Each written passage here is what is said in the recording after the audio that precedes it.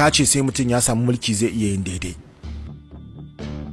amma ka ce domin rike mulki mutum sai ya yi kuskure. Wace irin aƙida ce wannan? A ganin ka yin hakan ne baka ɗaukaka, amma magana ta gaskiya ƙasƙantuwa kai.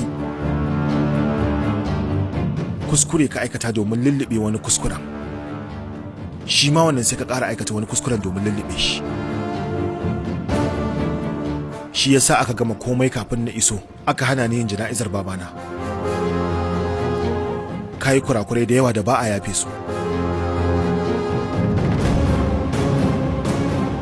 Kowa yana can yana jiranka da duka tarin hujjoji. Barat, ni fatamkar uba ne a wajenka. Kada ka nuna wa duniya cewar ni mutumin banza ne. Zan mai ma kujerar babban minista, kuma harkar siyasa zan daina ta gaba ɗaya har abada. Dan Allah kai min afuwa, na roƙe ka. So kake na dawo kamar kai?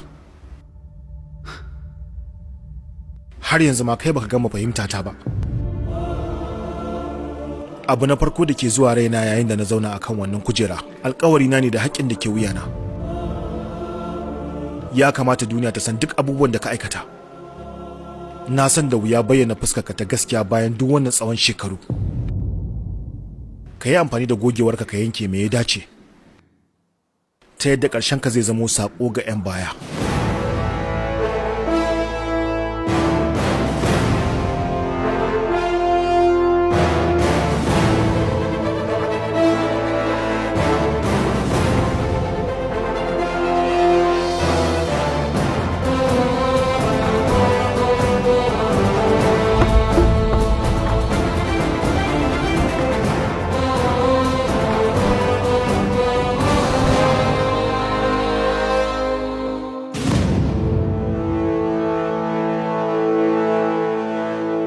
Ni a matsayina na Barat, ina ba da rantsatsen tabbaci cewa cikin yaƙini da mubayi'a ga kundin tsari na Indiya wanda yake kafaffe